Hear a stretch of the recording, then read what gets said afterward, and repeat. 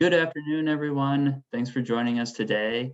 My name is Justin Carter. I'm a project associate with the Center for Rural Affairs, and I'd like to welcome you to another session in our series, Models of Native Cooperative Ownership. Today, we're really blessed to have with us RJ from Arctic Cooperatives. He's going to tell us a little bit about Arctic and their work with Indigenous artists. And we're also, as always, privileged to have with us Pamela Standing from the Minnesota Indigenous Business Alliance. So welcome, Pamela. And I will go ahead and turn it over to you. Well, we're really excited today to have RJ Ramrattan. Now, I hope I pronounced this Ramrattan. Ramrattan. Ramrattan. Oh, geez, I was practicing too. I apologize. No worries. He handles their main gallery in Toronto and has over 10,000 pieces, I believe, of Native Indigenous art that they have built up over the years. And because of COVID, it's really kind of closed a lot of how they do work, how they've done work traditionally with their communities. But he's also going to talk about the wholesale, which is the gallery that they have in Toronto, but also their retail and how they buy from their artists, how they work with their artists. It's really impressive. And so I'm just going to let you go ahead, RJ, and welcome you and everyone else for joining us today, and get ready for a beautiful presentation. Thanks, Pamela. Thanks, Justin. We in Toronto here is called Canadian Arctic Producers, and Canadian Arctic Producer, we use a short form called CAP, C-A-P. CAP has been around since 1965, promoting Inuit arts and craft. Since 1965, this marketing arm was created to help source out the Inuit art from the isolation in isolated communities right across Canada's Arctic. And because of the hardship from bringing art from the north to the south, has been difficulty back in the 60s.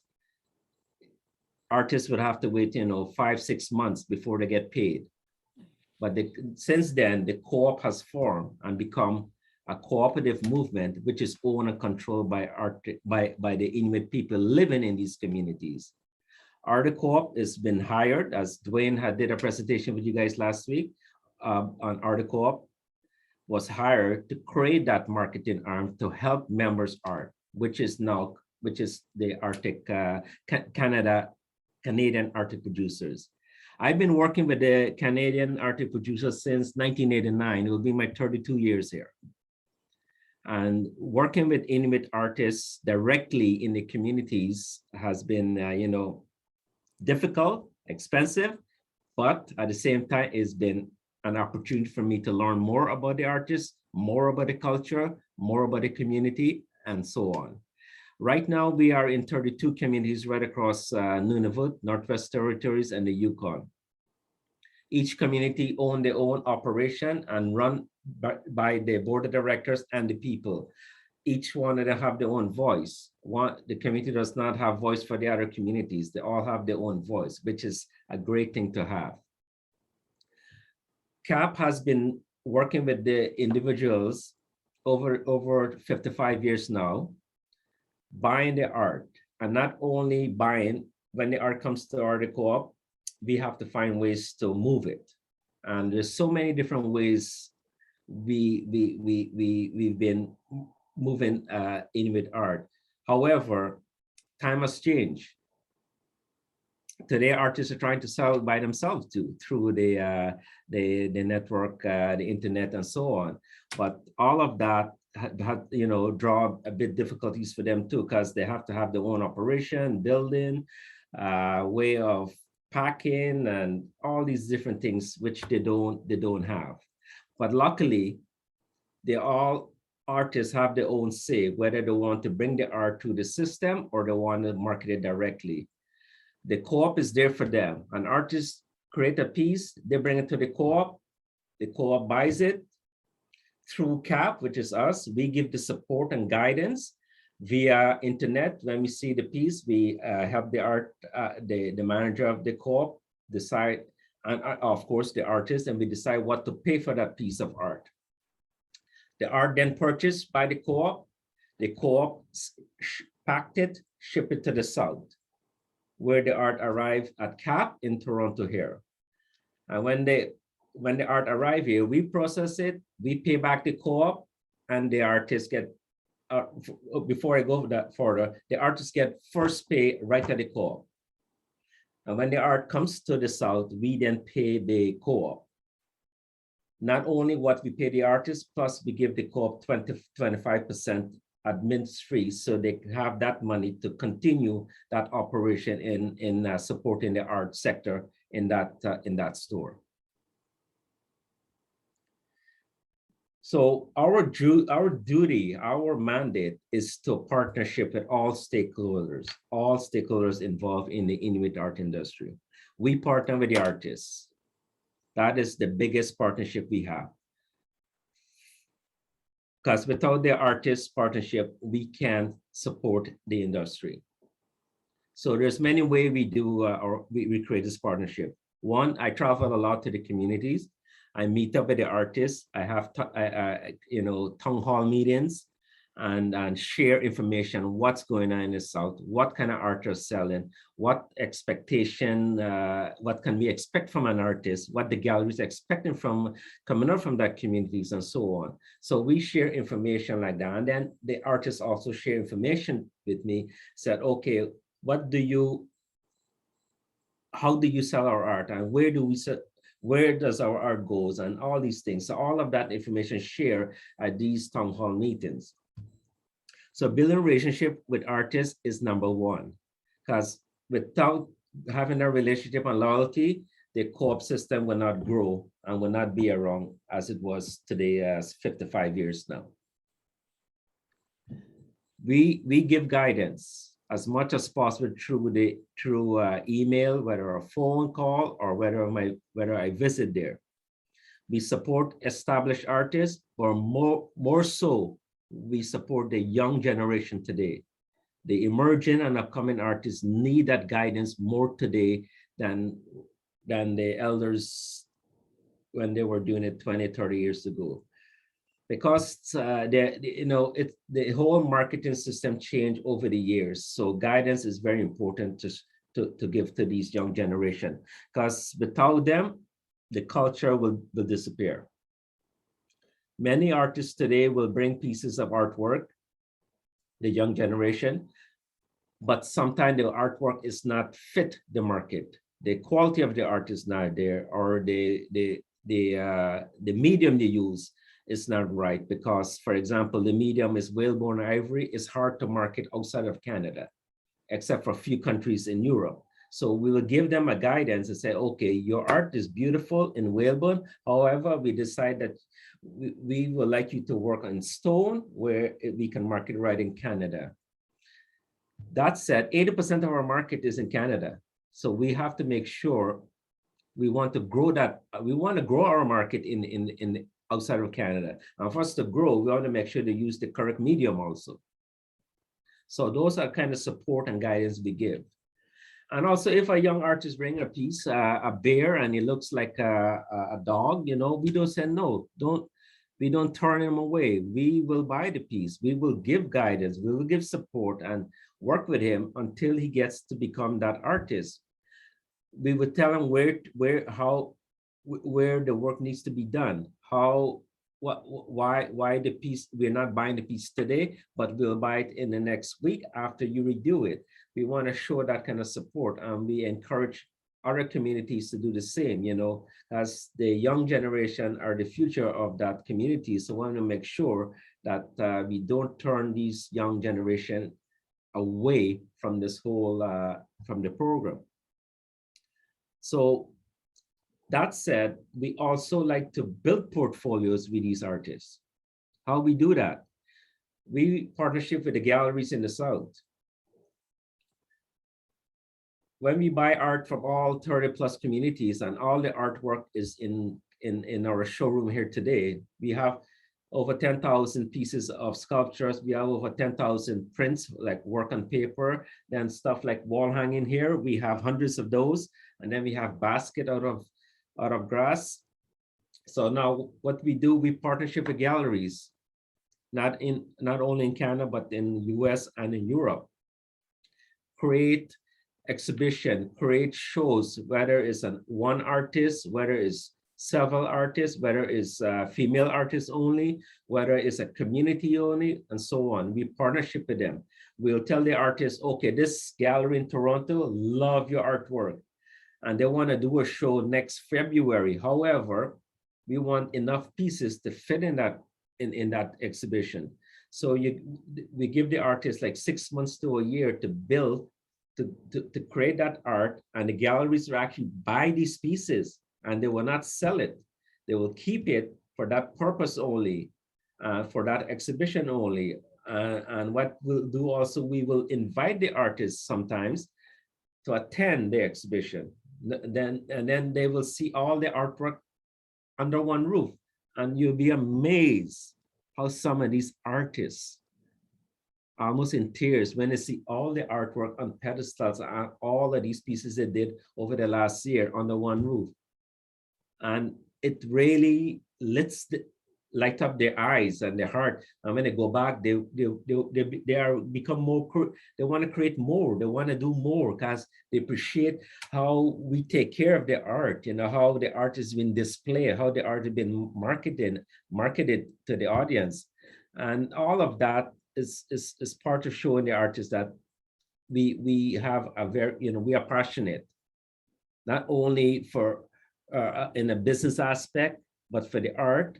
And they also meet collectors who are buying the art on site. Then they will take pictures and so on. So all of that helps create that art, create that market, and put a dent into that market, which helps move the Inuit art. And then at the same time, we invite the press, like the Globe and Mail or Toronto Star or the National Post. They will come and they will do a write-up. Okay, this gallery does this, so on, with partnership with Canadian Arctic Producer and Arctic Co-op, and so on. And you know what? People will call. They want the gallery, and they want pieces by this artist who just did an exhibition show. And then you share that back with the artist, you know, so it helps create that portfolio. So all of that exhibition events, all of that help build that artist portfolio. Because artists do so many work over the years, like 30, 40 years, but they don't keep written documents. It's not their style, it's not their way. We are the one responsible for that. So we build that up. We'll create a bio, we'll create the portfolio, we'll have where the artist is, which collection the artist, which gallery did an exhibition, and so on. So all of that helped build that artist portfolio, whether from an artist who started today or established artist who's 30 years ago, start a portfolio now, and it would help that artist and the business also. Anybody have any questions so far? And go ahead. Well, I just have a quick question. When you make this investment, how much where's the funding coming from for you guys to keep building these portfolios? Because that's expensive. It is. Our inventory is quite high here right now. Like I said earlier before, each co-op is responsible for their own operation. A co-op is a big grocery store. They run a hotel, they run restaurant, they run a gas bar, they run tourism, construction, whatever. So all these money is part of the co-op. And part of the co-op is to support the communities, their resources, that community. And if 80% of that population are artists, guess what? The co-op will support that art society and that arts program. So the money they get from not only from what return back to them when we buy art, but also money coming from other business entities, make that co-op affordable to buy the art and to pay the artist right away. And when the art shipped to us, we then reverse that payment back to the co-op through the system. Plus, we give them that 20-25% margin to support the purchasing and the packing and what's not. So that money comes from the member. That's the member's money is actually buying it. Okay. Back in the days when we first started, back in the 60s, 70s, that's when we went for a grant through the federal government, and they gave us a grant to start that first co-op. And after few years, the co-op become an established and profitable. They pay off the grant and said, the government, we no longer need your assistance. We are going to work on our own now. And that's what happened today. So it's a self-sustained business we have through the cooperative system. It's all about good management and good, the system created to make sure it is a self-sustained business. And at the same time, to all the different business entities from other areas, the money go, if that co-op is profitable from other business entities, dividends goes back to the member in that community too. How much, if you are a member, you buy $20,000 of grocery throughout the year, you got $20,000 invested in that co-op, and money comes back to your pocket end of the year.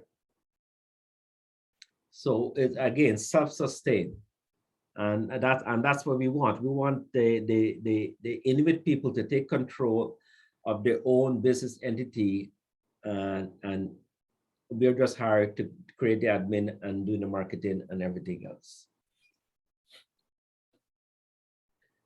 Another way of help create market for your member artists too is work closely with a big institution in your community or outside your community if you have to. We have partnership with, for example, I'm in Toronto, but I partnership with Winnipeg Art Gallery in Manitoba. That's a different province. In your country, it will be a different state. What we do, we bring artists to the Winnipeg Art Center, which did actually go back. The Winnipeg Art Gallery just built a $70 million center dedicated to Inuit art alone. They have one of the largest collection under one roof, over 15,000 pieces of art. And that center is built so they can showcase it all at once. And that just finished built like a year ago. And I was supposed to go for the opening because of COVID, I couldn't go. So having that alone, so we got so much projects. We're gonna work with this institution years to come. We start a program, a residency program a few years ago with them. We invited artists to come for a couple of weeks where they will create their artwork in front of the audience while people coming to visit. They see the art being made, seeing that made,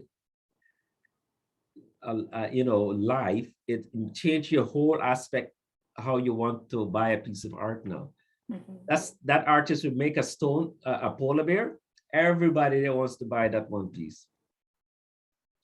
So we bring different artists too. One would be a sculptor, an artist who was carve stone, and then we'll do a printmaker, art on paper. So that way you have the diversity, so people can see other aspect of artists doing other things other than sculptor. Again, building that kind of relationship with institution helps promote art international level. Open that audience that, because the client base the institution have is all over the world, not just in Winnipeg. And when that institution showcase that artist from your community, that's how it built their reputation and brings them to the next level. And that's how they get more money for the art also, because their work is in demand and so on. And also we work with National Gallery of Canada, which is under the crown of Canadian government. We want to make sure that art coming up from the north also get into the collection of the hands of the National Gallery. We will advise them what's coming out. We will say, okay, these pieces of art should be part of your collection, so the government can, invest money into the arts and culture of this country also. So we want to make sure, like Smithsonian, we did some project with Smithsonian over the years. Smithsonian was the first to host an Inuit art, a solo exhibition of an Inuit artist about 4 or 5 years ago. And it was a big hit. Many people see some massive piece of work size of my desk, a value over, $500,000. And the artist was there on site and talk about the piece and talk about his legacy and talk about how 40 years he's been making carvings and so on. So all of that helps the artist to grow also. So all of that, building relationship is a priority for us with all stakeholders. And that's how we've been successful. We want to make sure, whether you have a small gift shop or a major institution or a small gallery, each business entity, they have their own audience, what they can afford or what they can sell. They have their own collectors, so we try to get as much artwork in all these different entities, and that help our mandate, which to promote, protect, and preserve the Inuit art and culture of our members. So recently, I had mentioned to you, we did a beautiful commission piece with the government of Canada. Like, the Capitol Hill is your big government, that's the central, and the White House. Our legislature is in Ottawa. The government of Canada commissioned an Inuit artist to do a piece to be installed in the House of Commons. That's where all the senators meet. And that piece was done by the artist. And right away, the government gave him $55,000, write him a check. It took him about a year to get the piece done. The building is still under renovation, but when they're ready to install it, they will invite the artist and myself back to see where the piece will be going. We were there a few years ago, the unveiling of the piece. So we built relationship at the government level. We talked to the government of create a stamp, and also some two of our artists also art pieces was printed on the $20 bill of Canada also over the years, and $2 bills and $10 bills. So we promote our art with the government in various ways, but at the same time we get exposure, and that's again is helpful for our member artists. We want to think outside of the box as much as possible, and not just on not just on tourism. Tourism is yes, but when you go a different level and get the art and the outside there are broader, you open that market, and it's better for yourself and for the artists and the co-op system. Another one we just was Canada Goose Parker, very high-end Parker worldwide. We partnered them with some of the artists, the ladies who are sewing and making Parkers. They were invited by the Canada Goose to design a number of Parkers. And 2 years ago, the collection was launched and people love it. So that's, again, another level of you partner with high-end corporation with our art and member artists also. So all in all, it's way how we being successful is all about working together, working with the artists, working with the galleries, working with institutions, working with the corporate clients, and maintain that one goal is to promote the art as much as possible and try to preserve that unique culture and that unique art in your community. And that's what we've been doing for 55 years. And we will continue to do this through, for years to come, regardless of the COVID hit us hard in the last 20 months. We never stop buy art. We continue to buy art more because we want to make sure we support our art. They were there for us when we were promoting them. They were there for us when the sales revenue was high. So we want to make sure we don't cut cut off the artists just because we are suffer in the South. You know, our sales dropped 50% in the last 2 years compared to 2019. It dropped last year and this year, but that doesn't say, you know what, let's stop. No, my art inventory went up to 15,000 pieces now, not 10,000 no more. But that's okay, because we know we can move this. We know there's a time will come and will change. So we want to make sure that the artists are being taken care of, because 80% of the people living across Canada are artists, and that is the main source of income. We want to make sure they get food on the table. So that's part of who the system, and that's part of the co-op system. We believe in the people, and that's what we decide to continue that buying power. Any question, please?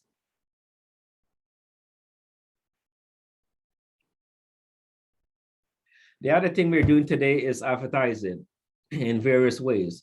We know the internet has been there, and one magazine that dedicated to Inuit art is called Inuit Art Quarterly. Of course, it comes out 4 times a year. It's a foundation run under the government. The government provide funding to run this agency. They are the policing of the Inuit art, make sure that galleries are marketed art properly, the authenticity of the art, because in the past, we have people will make art and had other names on it. They put artist name because the art is famous. So we do have people policing that. Each piece carry a certificate, which is called the igloo tag. The igloo tag represents that this piece was bought through the system and it was and it's an authenticity piece of art. And that will have a number, the inventory number, the artist name, the community, the date was made, and so on. And that will be in the database of our system. So we know 50 years later, you call us. You say, what if you have that certificate, we can verify that piece was made and how it was bought, who bought it, and when it was bought, and when the artist got paid, and everything. So we create that database so people we have that reliable source to help people make sure that art is authenticated through the system. There are many pieces art go through out of the system.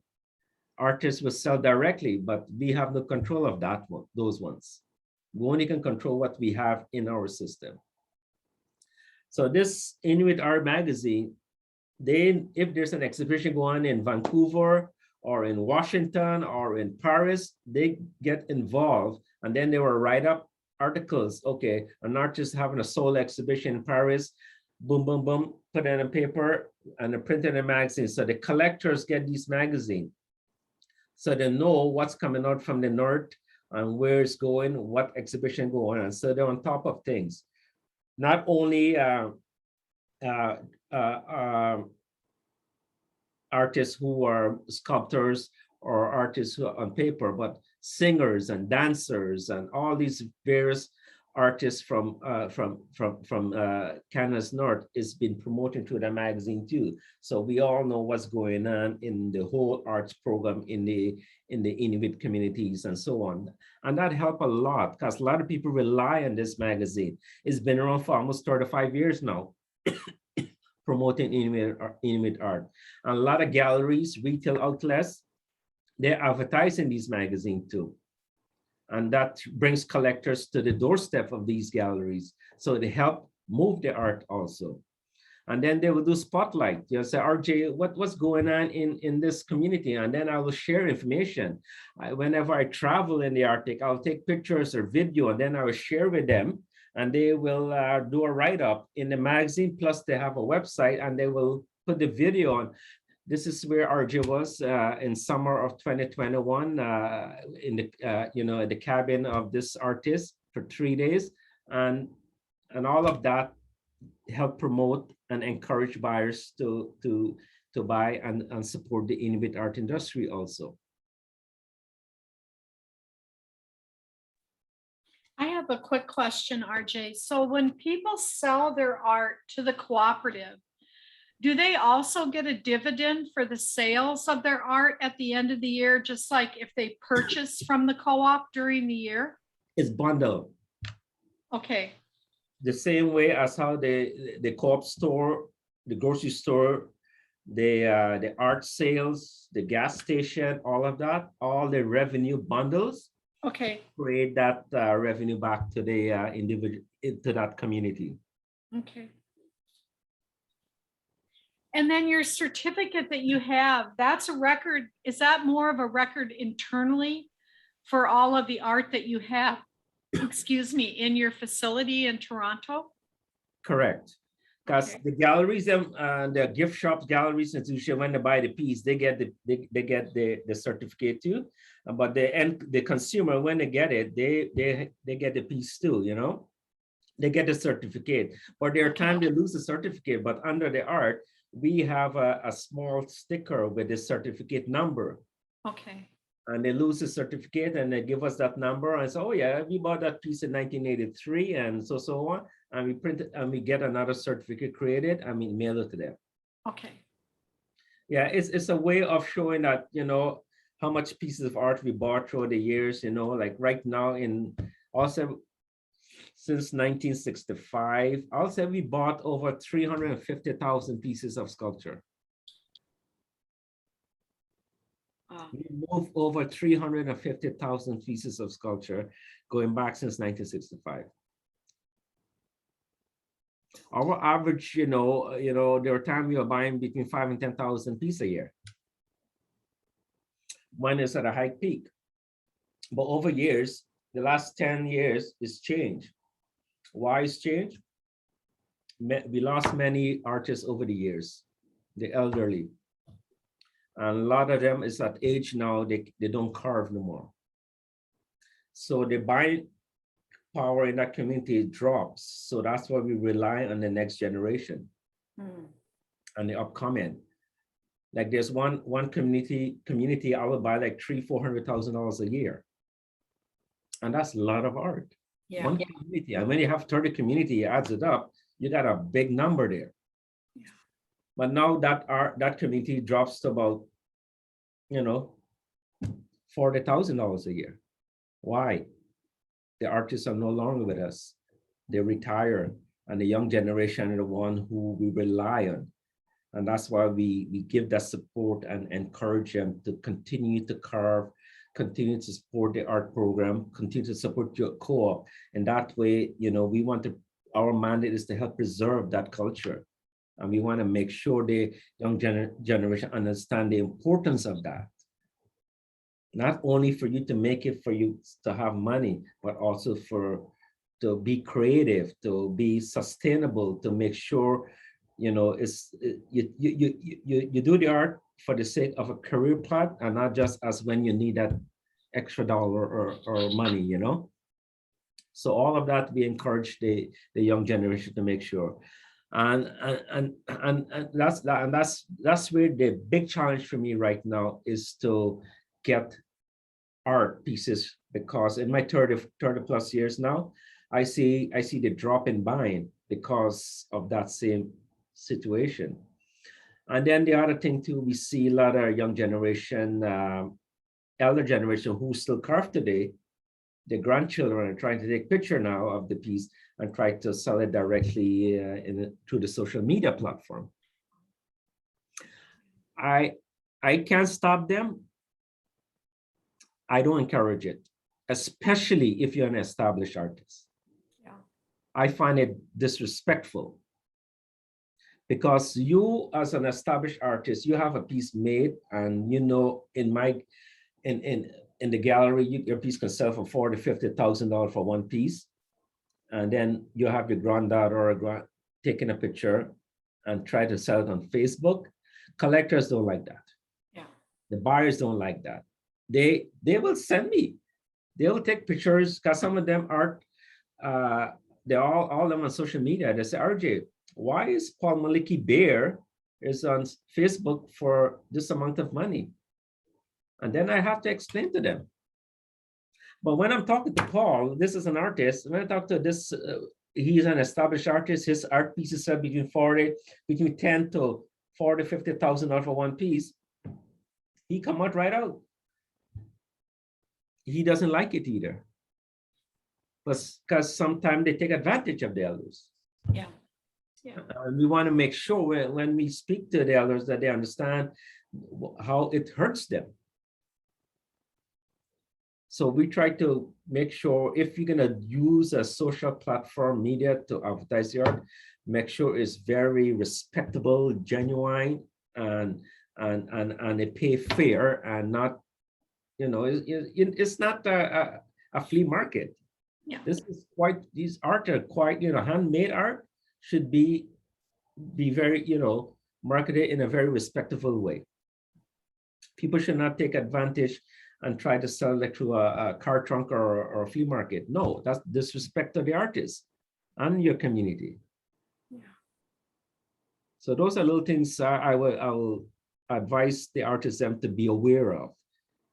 Because they don't get the buyers, yes, some of them will go and get, oh yeah, I get it, lower or whatever. It doesn't go through the process. So is it authentic to? Yeah. So all of that you have to look at. And there are times too, artists will try to sell directly to a gallery and then, but they said they want the payment up front. And some galleries who just maybe don't know the system well enough will put $5,000 into the account. 3 years later, the art didn't show up yet. And then they call me and they say, I'm sorry, it's not my problem. I have 15,000 pieces here, you should have come here. Yeah. You know, these are the things. Little things like that could hurt a lot. So we encourage everybody to work as a group, work as a co-op society, and that way it builds strength, and you get, you know, it built, you know, when you have loyalty, it built strength and a brighter future for a success co-op society. Yeah.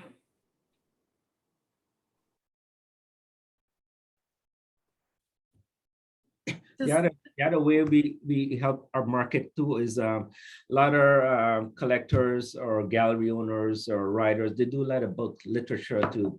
So we market these books also to encourage collectors to buy also.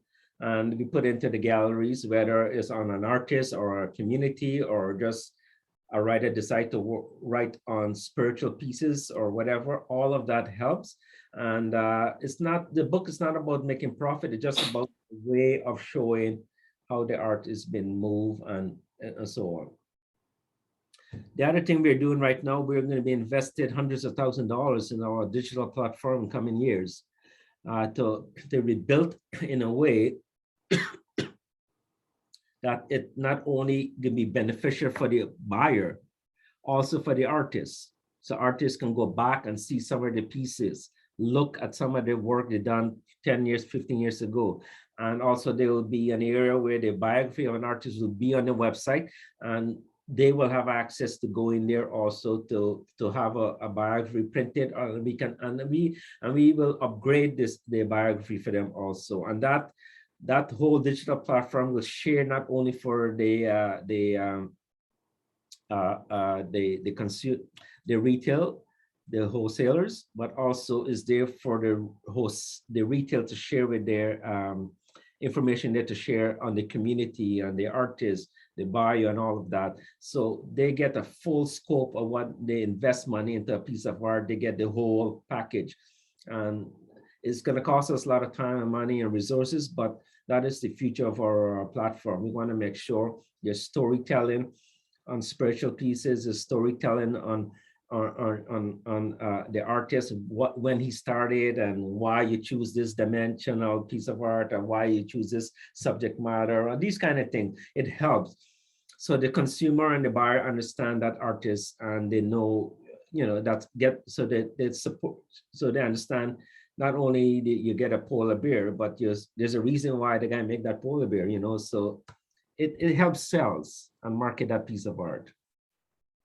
So a platform will be very helpful to have, so artists can have access to it, and also artists can see past artwork done in the past too.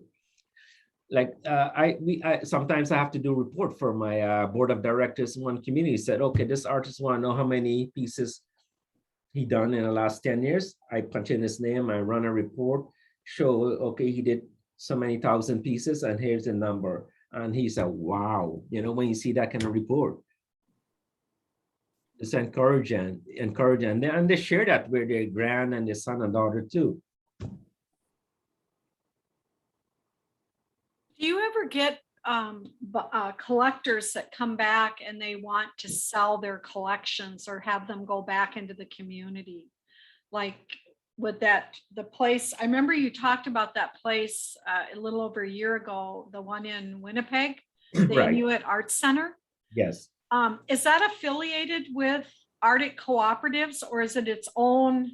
It's its own entity, but Okay. but I'll tell you this much, Joe. It may be a private entity or a corporation of that province, but 80% or 90%, I should say, of the art in that collection, of that 15,000 pieces they have, came through our system. Okay. How did that end up there? The artists make the pieces, bring it to the co-op bring it to us at CAP, we market to the gallery sell to the collectors. The collectors now, over time and age, they donate these things, the art pieces, to institution. They get the name on a plaque and so on, which is great because they're supporting that entity. So that art moved through all these hands, and then it circle, and then it goes right to that center. There, I will go to the center and I see pieces there over 30 years ago, and I remember buying that piece from an artist. And now look where it ends up. So that's why pieces will end up there. But then there's some collectors who will put it onto the auction houses if they're in need for money, or they just decide to sell it off. And for that purpose, or there's another generation who took over the collection. Their parents maybe passed, and they don't know what to do with it. They put all the pieces into a collection, and then they an auction and sell it out. So that's what we call the secondary art market. We are not allowed to buy back. Okay. So you as a collector, you call me, RJ, I bought these pieces through the gallery, and the gallery bought it through CAP 30 years ago. And so I'm sorry, we support the existence primary market, which is the artists living in that community today.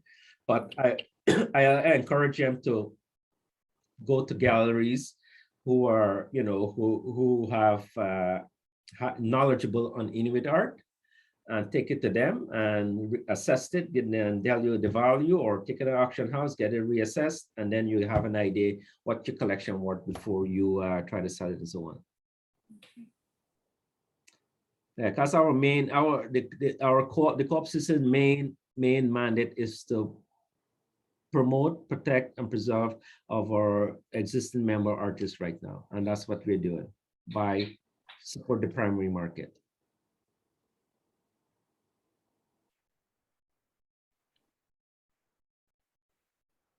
Any questions? Please don't be shy. I have one, RJ. With COVID and how restrictive Canada is, how has your organization been able to pivot? Because usually when you go to a gallery, you get to enjoy and appreciate the piece of that artist. Exactly. But how have you been able to pivot with COVID and the restrictions? I mean, how are your collectors able to appreciate those pieces? And that's a very good question, and it's challenging because the COVID restrict people to go into the galleries. Galleries and the institution are the first one to be on the list. Shut down right away, and of course that damaged us. But you have established artists who have pieces in that gallery, and collectors know that artist, know what he's capable of, know what the quality of art is. And funny enough, we saw more established artists during COVID. Why? Because collectors and galleries already know what to expect. So the collectors will buy the pieces without even touching it or going to the gallery. Because the gallery owners would call me, said, RJ, do you have this polar bear by this artist? My client wants it. Boom, I ship it directly to her client. So the gallery doesn't have to touch it either. We just build a gallery. But there are corporations who just love the art. Doesn't matter who the artist is, whether it's upcoming young artists or established. They said they want a polar bear or a seal or walrus. They give you a budget, and then boom, we sell it direct to them, and they're happy.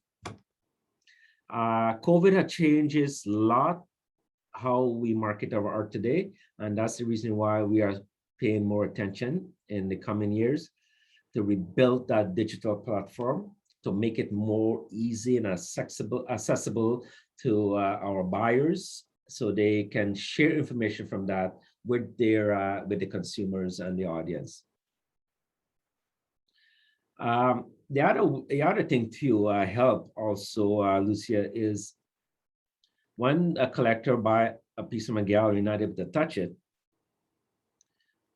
we share information on the artists, like the biography and everything, so they know they have an established piece. And then they have return policy in place. We do too also. So they feel comfortable. They buy a $5,000 piece, they feel comfortable that they can return it if they don't like it. And they have all that relationship built with that gallery owners too.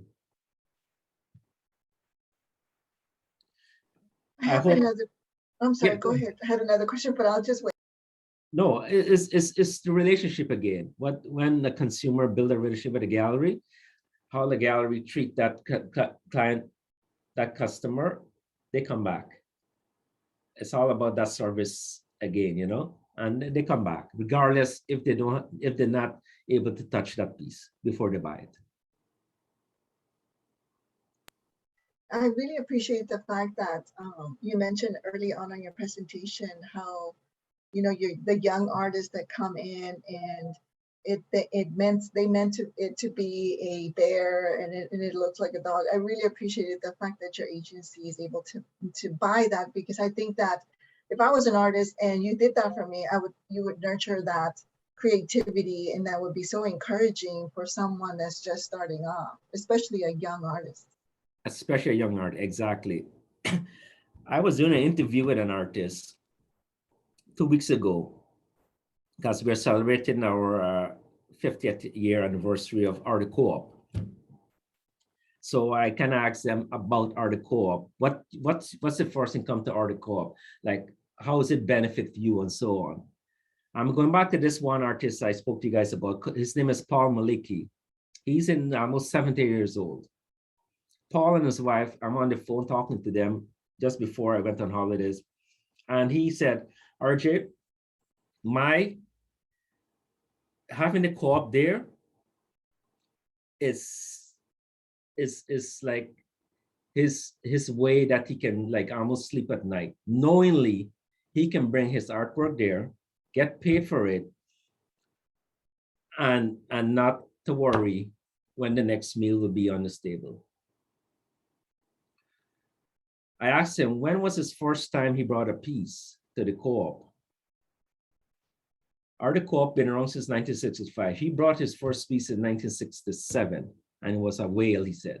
A small, tiny whale, probably like a half of a pen. 1967.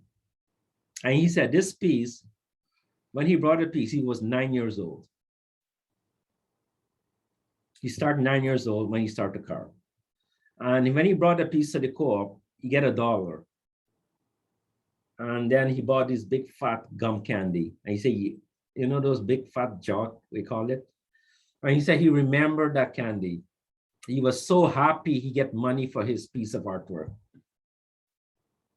So that tells a lot. And that artist today is the same artist. His pieces today worth $40,000, $50,000 for one piece. So if you never support that kid back then, we will not have that master today. And that's why he said the co-op has always been there for him, and and for his family and for the community. Having a co-op in that community, the future is bright for them. And he's very appreciative, and he's very thankful that that co-op is there. Those are the exact words I have to quote, because I'm doing an article with him in Confidential in the IQ magazine. I was up in another community in Nunavut a few years back before COVID. Kid was 7 years old, 7 or 8. They have a long lineup of artists line up to come to the store to bring their artwork. So I'm there assessing it with the artists, meeting with them one after another, and then cut them a check as they get. I cut a check and then they go. A 7-year-old kid came, 7. Cold as ever, and you walk in there, shy as ever, a little boy. And he brought a piece, he wants me to see it, because he wants me to buy this piece of carving. He came and I sat there, I go around the desk and I sat with him and I talked to him, said, this is a very, very beautiful piece of work. If this is what you want to do in life, continue. However, I want you to stay in school too. But I will support your artwork. Promise me that. Because they're supposed to be in school at the same time too, right? Because he came during business hours. I gave him some money and I bought that piece. And he was the happiest guy ever.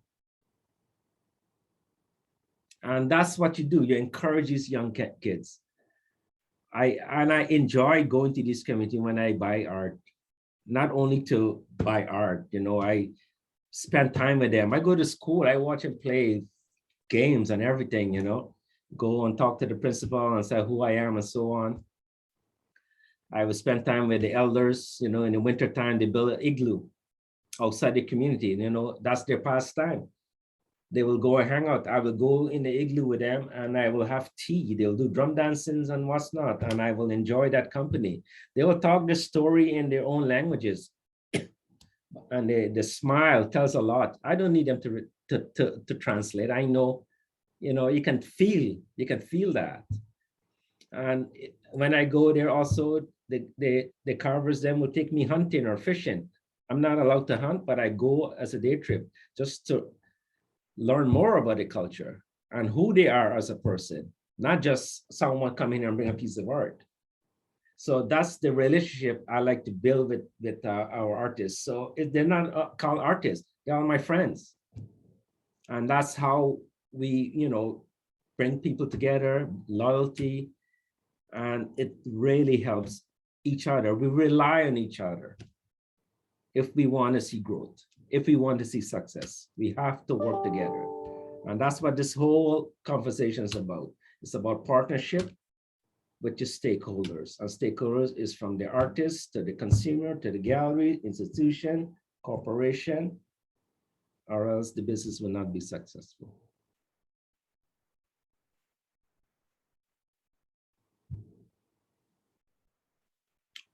Any more questions there?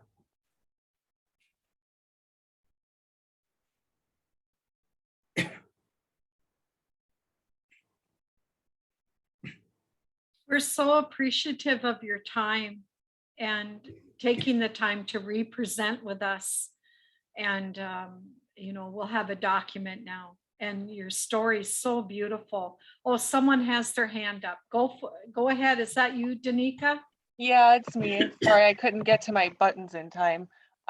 First of all, thank you so much for being here. This is awesome. I've been thinking a lot about just here in this area, like what it looks like for Native artistry to take off, right? But then, I love what you're talking about here, like this ownership piece, like not just it's taking the conversation beyond making more money for X amount of thing. You know, it's really about ownership, right? And it's about that level of control, and getting out of these exploitative models. And then, you know, that incorporating that piece of like healing from one generation to the next, where the next generation is not exploiting, you know, what has happened from the previous generations, really just kind of learning what colonizers have taught us about, you know, exploitation and things like that. But having that appreciation and carrying on those legacies, especially within families where there's a particular trade or there's a particular craft that has been very, very long standing. I was wondering if you could just make a little bit more comment for me, if you could please, about the distinctions between, you know, what you do through your connections, like as a co-op, networking with the art galleries and having the artisans and the artwork, and the capital moving in that space. I don't want to say versus like the social media space, because that's really what I see here in this area. That's the most immediately accessible. That's the most easily accessible. And for a lot of people, they might be very, very strong in their craft, strong in their trade. They might even have a whole network of individuals around them who support them in creating their crafts or buy from them directly, but they don't necessarily have the capacity to make their own website and it takes a different level of skill. You know, they might be an expert quill worker or an expert basket weaver, but you know, they would be working on like an old desktop computer from like the 90s, and they're perfectly fine with that, right? So, you know, that intersection between being highly skilled, right, being highly talented, being highly impressionable and likable, and people want to buy their things, but really the only thing that they can readily access without having to, you know, pay for services or pay for like a third party to help them. So developing that technology capacity, to get into those markets and to market out of the region, market out of the area, which is where I'm sort of seeing this trend, whether we're talking in Canada or the US. A lot of Native artisans really need to get out of their local geography in order to really get paid what they invest into their work. And that's for a myriad of reasons. So could you talk a little bit more about this sort of, I guess we could say, like tension or juxtaposition between like social media selling, versus, you know, what is happening through a co-op space in collaboration with institutions and galleries and things like that. Well, in earlier, I told you about the social media, how social media can be benefit for so many reasons. You know, time has changed and the market has changed drastically. We as a system together, working together with the individual artists in that community, we are working as a family, and meaning that the co-op blanket, the principle of the co-op involved, meaning that money and sales come through the system goes back to the artist. That's one way of the artist getting money into the pocket. Second, when we buy directly from the artist, we pay them upfront. And thirdly, if the art worth more money at the South, for example, we will say, okay, this piece worth a bit more because the picture didn't do much justice. And there are times we will connect back with the artist and said, okay, here's $300 more on that piece, or here's $400, whatever the case is. But when it comes to sell the piece through the social media, it could hurt them, and also it could be beneficial for the artist also. We have many complaints about the social media, especially when an artist trying to sell the artwork, knowingly he's a status, and collectors will spend tens of thousands of dollars on a piece of art through a gallery, established gallery over the 30, 40 years, and now they see the piece on a social media platform.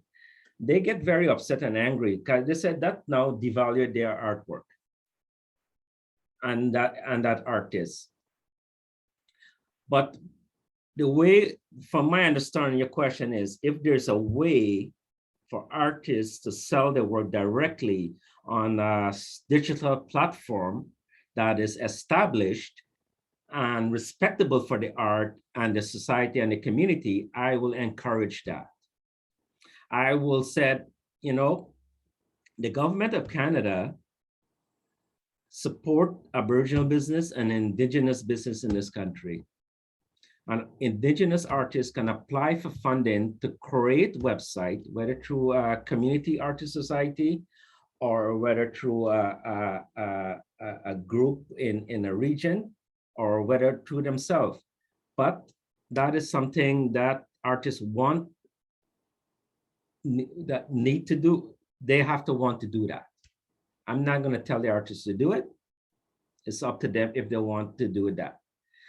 And then you have the other area now. The co-op is there for them right now. The artists can bring the artwork there, 5 days a week, and have that source where they can sell the art without going to set up a buying system or a packing system or insurance, freighting, all these stuff that are involved to run a small business. They have to have that space, and that also has to be, costly to operate. There are established artists who refuse to go to the social media and continue to work with the co-op because of the system always been there for them.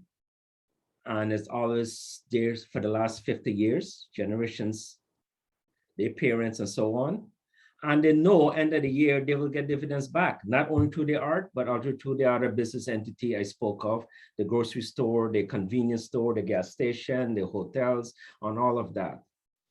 I work for a co-op system, and believe me, I've been with it 33 years. Is going to be coming in 2023, and I believe in the system, and it's been working for the artists, and I see great benefits. If that system was not working, I wouldn't be here today.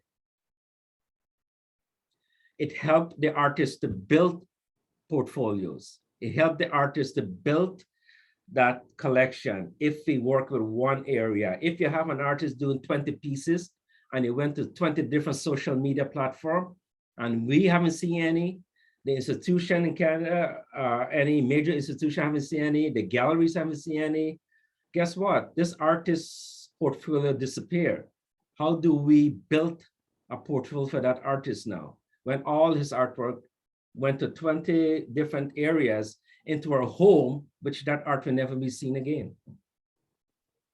We have to see art coming out from artists so we can help them be master artists and help them get the money for the piece, that the actual piece work. If an artist continue to do the social media platform and he's new and he come to me, say, RJ, here's my polar bear. I'm sorry, I don't know who you are, but I will buy the piece. But he said, well, a last piece I sold for $6,000. But I said, okay, I'm going to give you $2,000 because I only know of you now. But I did 40 pieces already and I sold for this much.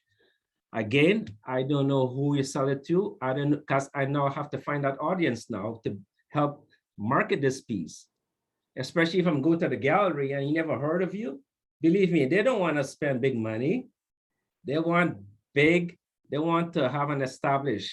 So we will work with them. And for us to pay a high price, we have to build gradually. So we know what we know what the artwork. It's fair for the artist to say, yes, they want $6,000 piece, but it's not fair for us to sell it, to buy it when we don't know what's coming out. So that's how we build exhibition. We get the artists to build a number of pieces so we can market it as a whole in a portfolio. And guess what? His price goes up and he makes more money too. And that's what we try to encourage. We want to protect them.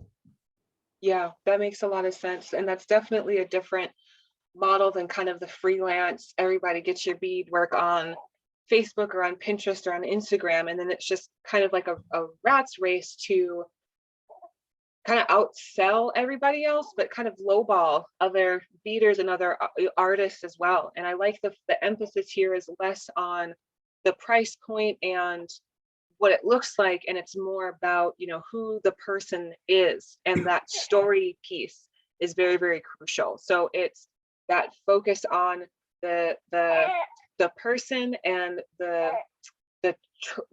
craft or the trade in and of itself, rather than this one object at a price point, and then now we're just looking at these little, what, you know, we're just matching one for one, dollar for dollar, rather than thinking about, like you're talking about, a long-term career trajectory. You know, this isn't just any old stick that has a, you know, an animal on it. This is this person, this is the reputation, these are the stories, these are the, you know, there's a lot more that that can be taken into account. And it's, the trick, I think, is that it takes time to do that. And for a lot of people, they may not always necessarily have that luxury, because sometimes that rent is due in a few days. And so a lot of people kind of scramble to get things done just so that they can meet their quotas for the month and get food on the table for dinner, you know, in time for dinner today, or different things like that. So how do you sort of deal with, you know, people that have those immediate needs, like putting out those immediate fires while also building toward a long-term sustainable whole entire forest? And I feel like that's what you guys are able to do through this model. That's exactly the purpose, is to get to establish them where they're going to be successful. We don't want artists to go door to door to sell their art. We want to keep that, and we don't want them to, and again, we don't oppress them too. They're free to do whatever they want. But we want to make sure that they get fair pay, they get the art is being marketed properly, and it's in established galleries and in established collection and so on. And that way it would, you know, one artist make a huge difference in a community, one artist. I'll give you an example. This wall hanging right beside me, behind me here. This is about 4 feet wide by 3 feet height. The woman who did that, she's in her 80s. I met her several times. Every time I go to the community called Baker Lake in Nunavut, I would go and then I have to visit her. She's, you know, a couple of houses away from where I stayed. She knew I was there. She will send her son. She wants to see me. I will go, I'll have tea with her. And after I have a cup of tea, she will talk in Inuktitut, in her language. Her son would translate to me. He was so happy to see you and so on. And she always said, I'm so skinny, I have to put weight on. You know, she always joking around about me. I'm too skinny. She keeps saying I have to marry an Inuit woman and they will fat me up.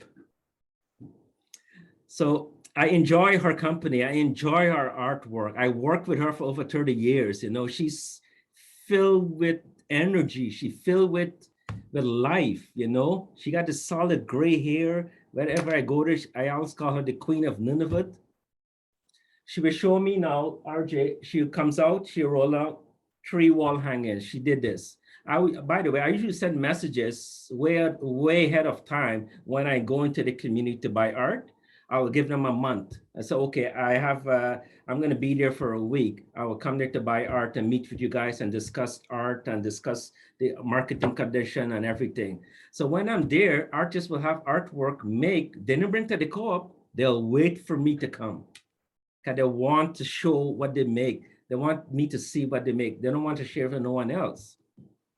So Irene, like I said, she's in her 80s. She got all kind of awards from Canada, you know, Art of Canada. She's the Royal Academy artist, you name it, she's everything there. And then she bring the 3 wall hanging. And she tell her son, I want RJ to price it. She wants to know what I say it worth. And I will give her a number, and then she will say, she'll give me thumbs up. And then the son will bring the pieces to the co-op, and then we give her the money. And next thing you know, she's gone her way. She's one artist who I've been supporting since I started this company 33 years ago almost. And because of her, a lot of young generation ladies are sewing wall hangings. And I shared this wall hanging, the quality and her style, the detail, the threading, the stitches, with all these young generation, what to expect. I told her not to make like this, just watch the details and the craftsmanship put into this work.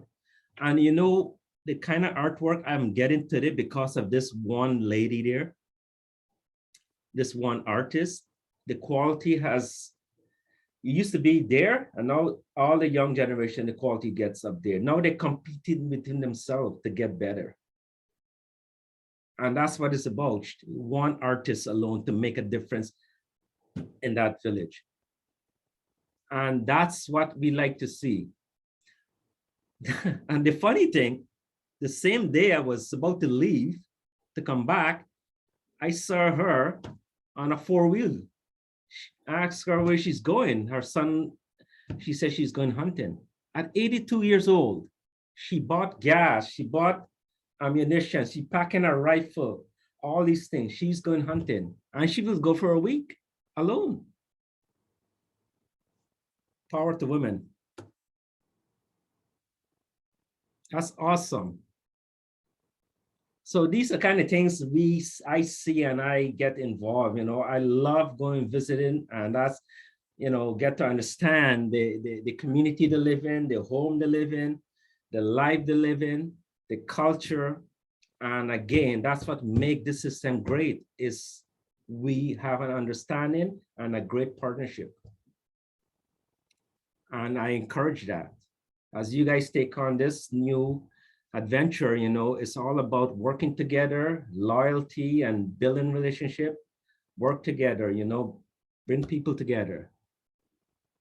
And it works, or else this system will not be around today.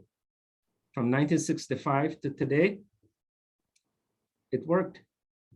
It's a proven fact. We used to be in one community, and now we're in 32.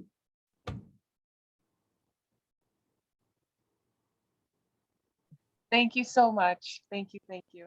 You're very welcome. And Yes. and I you know, I appreciate you guys inviting me again to do this. I enjoy doing it. You know, I always get an opportunity to talk about it because I'm proud of the company I work for. I'm proud of the people I support. I'm proud of the people we work for. The carver would call me and said, boss, how much do you want to pay for this? I said, I'm not your boss. You are my boss. All you guys there are my bosses. Everybody, every one of you artists. I work for you. I don't work. It's not the other way around.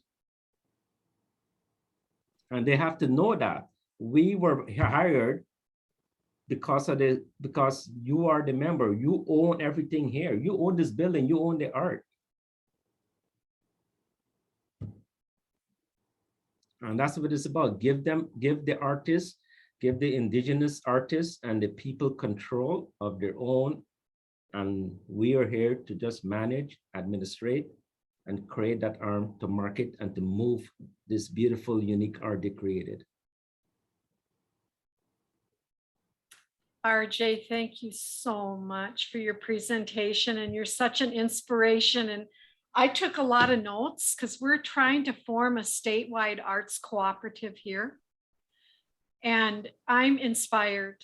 And so when I get off of this call, I'm going to talk to my young art person that's working with us to say, you need to watch his presentation when Justin gets it up, but also to really talk about, because it really is about, it all begins with relationships. And if we have those relationships in place, then we have trust. And when we have trust, we have reciprocity. It's, you know, it's our way of life in our communities to build those relationships. And we're so appreciative of your, of Arctic Cooperatives and how respectful the staff are that work for the cooperative, but also have a love for the communities that they're serving. And that's something that I'm really impressed by, is that you guys all have a love for the people that you're serving. And that's kind of unusual a lot of times when you're from outside the community, you kind of will carry in some kind of settler mentality. And I haven't seen any of that in any of the people that I've met from Arctic Cooperatives. And I'm just truly inspired. You know, it's been a great experience for me, great ride, a great adventure being here too, and, you know, and not very often, how many people get an opportunity to go to the Arctic and see big iceberg floating or whales and all these things, you know? This country is so big, it's massive. Yeah. And part of the job comes with these good things also, you know, like I said, I love go fishing, and you go in the summertime, it's 24 hours daylight. Where else can you enjoy that? Or I go there in December and January, I get 24 darkness, you know, it's all good. Many times people say, you're not Inuit when I go there, you know, I go a different community. No, I'm not. I was born in South America. And I say, you from tropical, why you up here? It's all good. Go where life takes you and enjoy it. Enjoy the journey. Thank you so much. We just really appreciate it. And that you just got off a vacation, and I just put you to work. No worries. It's been a pleasure, and I appreciate each and every one of you guys take part in the in this presentation. And I only wish you all success and good luck with the project. I wish you all a healthy, happy holidays. Take care of yourself and stay safe. Thank you so much. Did you want to say something, Justin? Just thank you, RJ. Just so appreciate everything that you're working for and doing, and thank you for taking the time to be with us today, and really looking forward to sharing this out with folks. More than welcome. Hopefully in the near future, I'll come visit you guys when this thing up and running, hopefully. Yeah. I'm more than happy to come out there. Well, you stay healthy this winter and have a beautiful winter season with your family too. And all to you guys too. Yeah. Take care. Thank you. Take care. Bye. Bye.